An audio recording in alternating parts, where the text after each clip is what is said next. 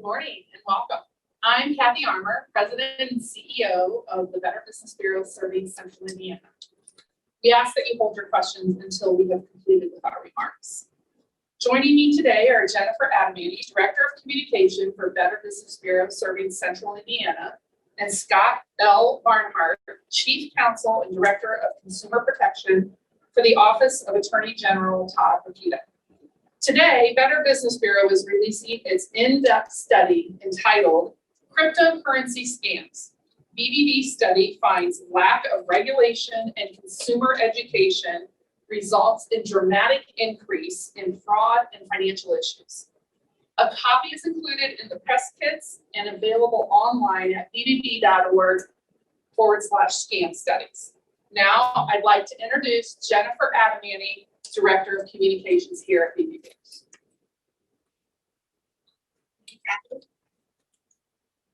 Many people tout the potential of Bitcoin and other cryptocurrencies, but as they developed over the years, these have been used for criminal activity. Cryptocurrency has been an attractive payment method for criminals selling drugs and stolen credit cards on darknet markets and to collect money from victims of ransomware attacks. In addition, hackers have often stolen cryptocurrency from online exchanges and defrauded investors with Ponzi schemes and similar fraud.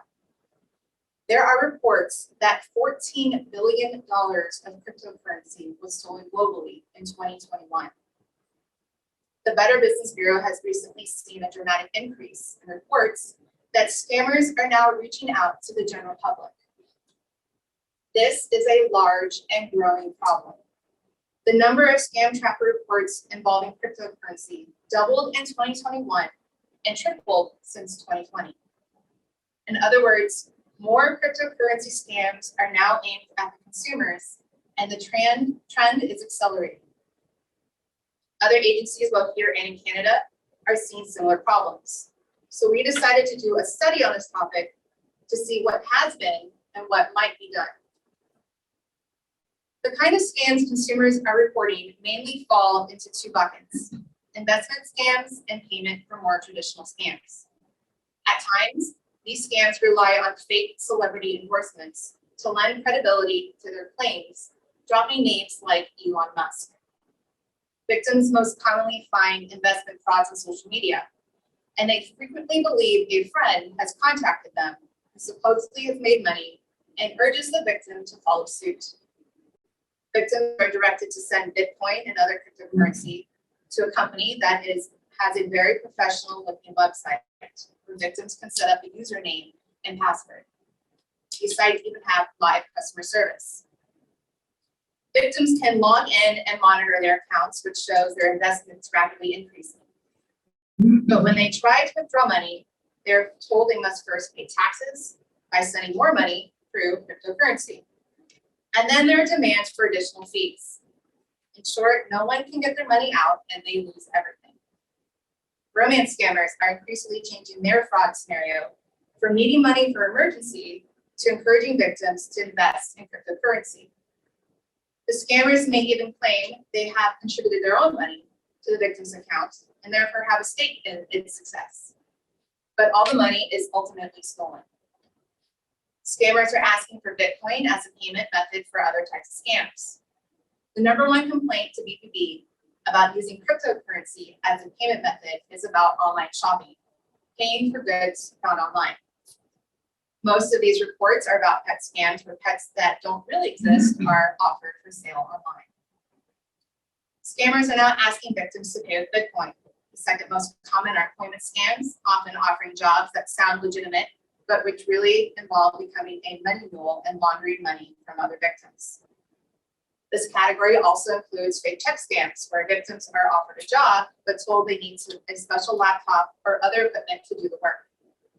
They receive a business check, which they deposit in their bank. After the bank credits their accounts, victims believe the check is good. Scammers then ask them to pay the supplier of the laptop with Bitcoin, but the check is counterfeit and the bank wants the money back. There are more. Other scams that have started asking for payment with Bitcoin include advanced fee loan scams, asking for upfront fees to receive a loan, Social Security impersonators, tech support scams, and lottery frauds. It is becoming easier to send money to scammers with Bitcoin. Last year, thousands of Bitcoin ATMs were installed across the US and Canada, with at least 30,000 in the US and 2,235 in Canada. There's probably one in your neighborhood. There are gas stations, convenience stores, and even many Walmart stores. Though many Bitcoin ATMs carry signs warning about scams, victims only need to insert $20 bills, scan a QR code that scammers provide, and their money can be off to anywhere in the world. So the public needs to be incredibly careful when anyone asks them to pay with Bitcoin or another form of cryptocurrency. Here are 6 tips for anyone considering using cryptocurrency. Transactions sending cryptocurrency cannot be reversed. It is like sending cash. It's critical to safely secure wallets containing cryptocurrency.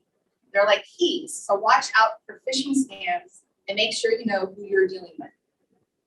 Make certain that the web address of any exchange or other sites is the real one. Fake websites are very common and look very professional. If you're urged to invest in cryptocurrency or buy a romantic interest, it is likely a scam. Talk to friends directly by phone to be sure someone has not hacked their social media account. Claims of a guaranteed return on a cryptocurrency investment are always false. And do not rely on claims that a celebrity has endorsed a cryptocurrency investment. Check it out carefully in advance. Now I'd like to introduce Scott L. Barnhart, Chief Counsel and Director of Consumer Protection for the Office of the Attorney General.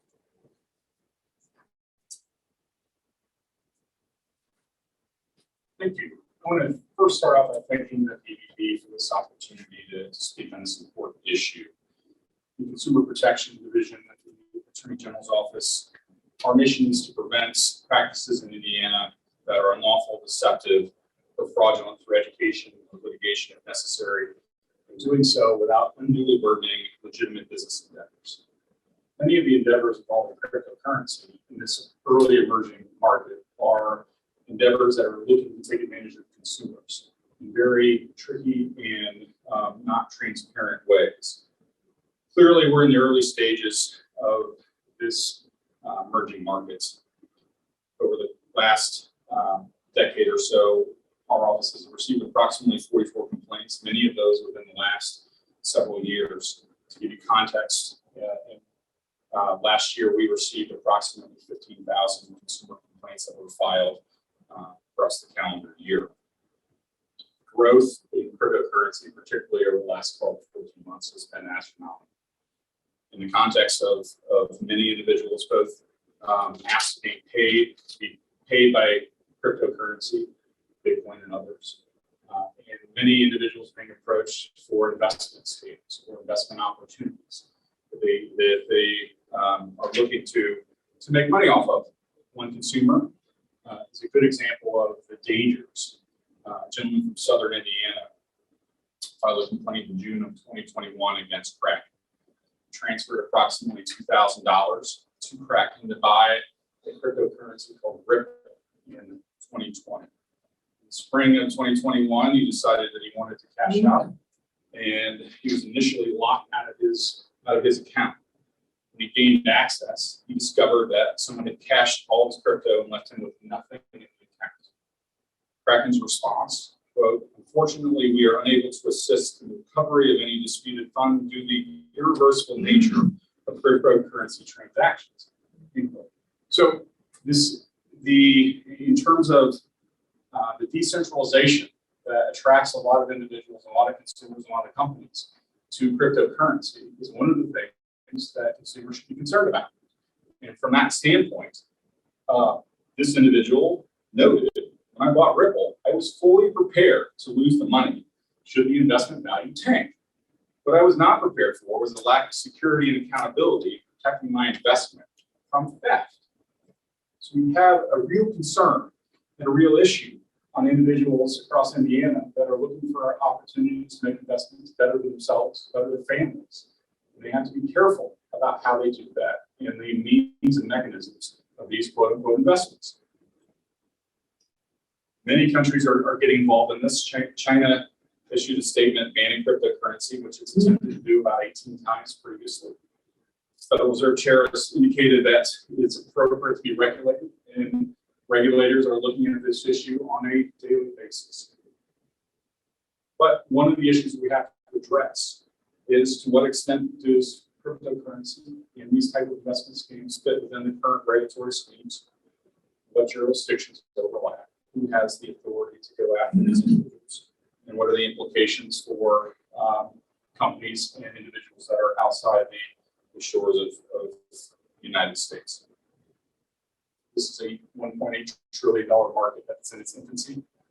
That seems to be expanding over the days and months as we move into it. Crypto ATMs are omnipresent. There are thousands throughout the nation, thousands in Indiana, and consumers need to be aware if somebody is directing them to go to a cryptocurrency ATM, that is a sign that they need to be very concerned and that they need to be alert as to whether it is a legitimate or illegitimate transaction. Darknet, dark web uses crypto as their currency on a regular basis. And I think it's important to highlight the importance of education and of getting out in front of this issue. It's really critical because there are a lot of folks that don't understand crypto. There are a lot of individuals out there that don't understand the technology behind it, the blockchain technology. And so from that standpoint, consumer education is key. It is critical to address this issue to make sure that consumers are not taken advantage of.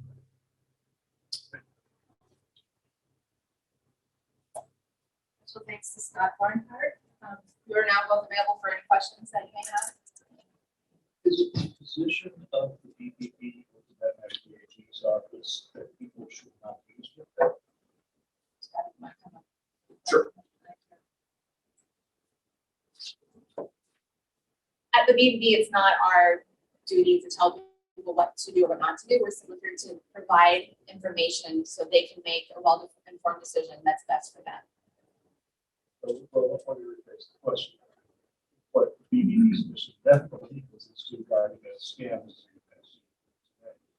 Is it your position that crypto is inherently not trustworthy, or do you need to watch out for scammers the same way as you watch out for scammers who take? We need to watch out for scammers. Scammers are so great about knowing what the climate is out there. You know, cryptocurrency it's still relatively new. It's really a hot topic. As Scott mentioned, there's a lot of confusion around it, so that makes a really fertile environment for scammers to take advantage of people's money. So it's they're dressing up old scams with now this new tactic. So it's not so much saying whether or not you should invest in cryptocurrency. It's with any decision you make with your personal information or your money is to be well informed, so that way you don't fall to a scam.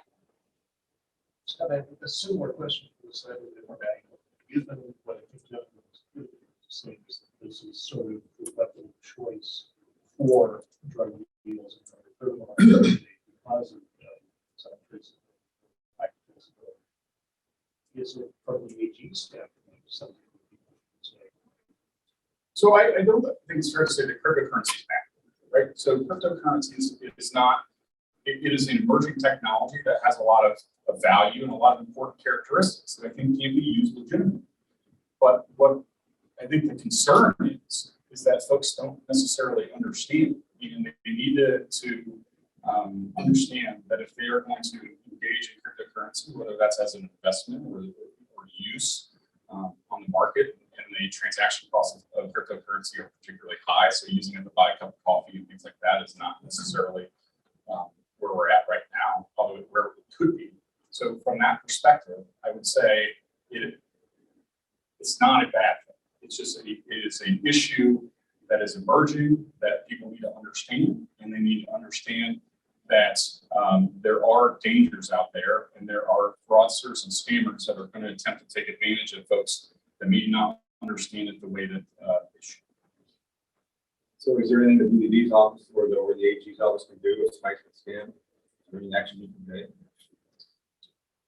Okay. From the BBB side of things, we like to be told about this with scamtracker.org. It helps us then aggregate information to alert the public. BBB is really about educating and providing information to the public. But if you're looking to get the money back that you sent for cryptocurrency, it's more than likely going to be gone because it's like sending cash and it's very hard to trace. Very similar question, but with your investigation, you mentioned you have 44 active investigations right now. I used to do a Step 44 up to the podium. Thank Sure. you. I'm sorry, thank you. So we've received 44 complaints. And so I would tell the consumer to file a complaint because we don't know in terms of the opportunities for investigations out there if we don't receive complaints. And the reason why I mentioned the 44 is because that's relatively low in the scheme of things in terms of the complaints that we receive. We receive about 15,000 complaints every year. And we're seeing a lot. We're seeing some. And the gentleman that I mentioned filed a complaint with our office. And in terms of the real issue here is letting us know what's happening, right? What are the schemes? What are the schemes?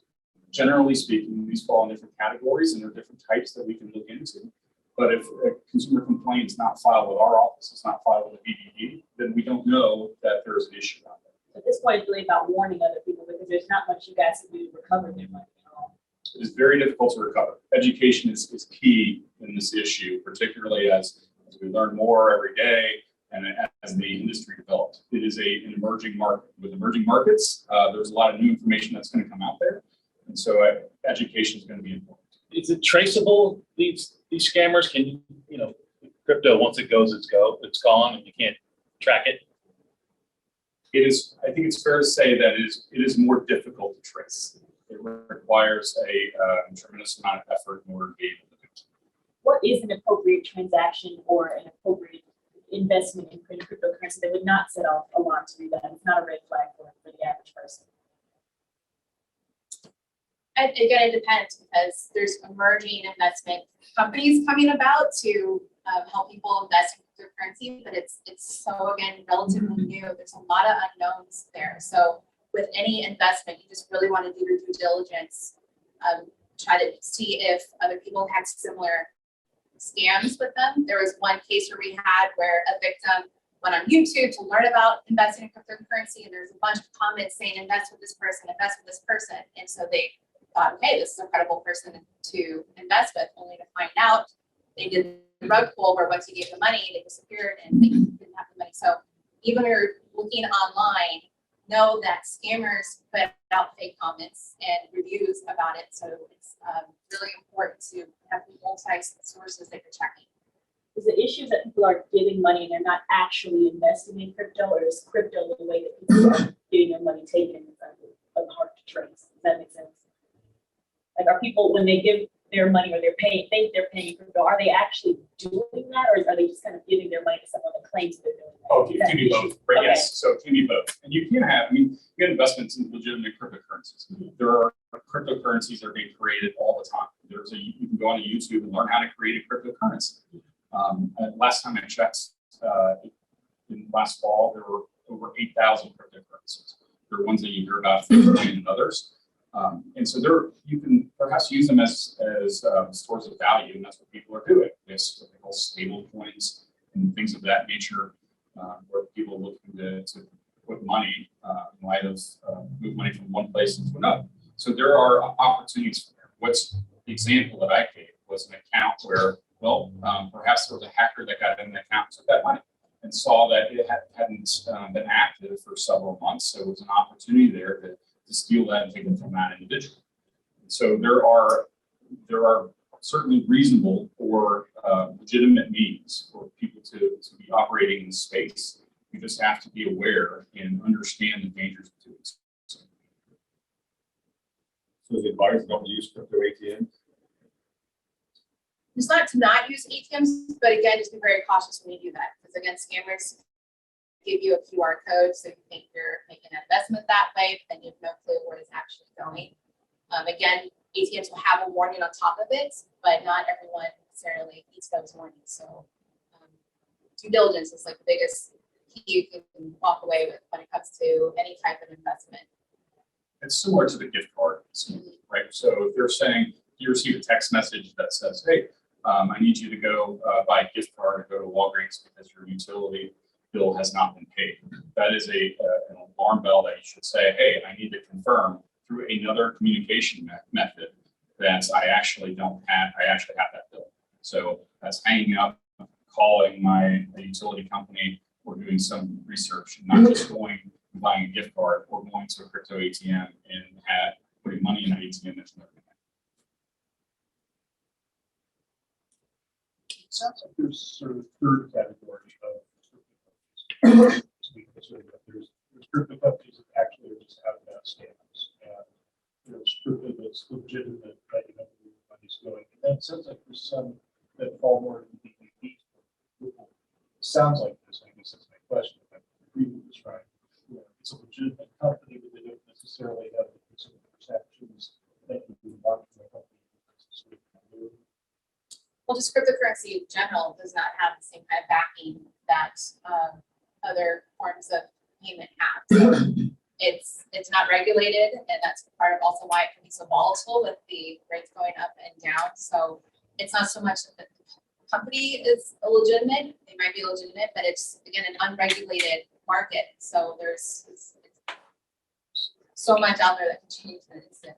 And they, at least in broad terms, they have the same regulation as the car repair shop down the street. So you can work that you don't really have, of course, other than WAG and say, There's also a scalability issue too, right? So these companies are trying to scale up, and perhaps they don't have the, in terms of the customer service that you might have from that standpoint. I think that's what you might be getting at. They're focusing on growth, and perhaps to the expense of customer service. And so from that standpoint, there might be a legitimate business there, but they may have issues with scale and issues in terms of interacting with the consumer in an appropriate way.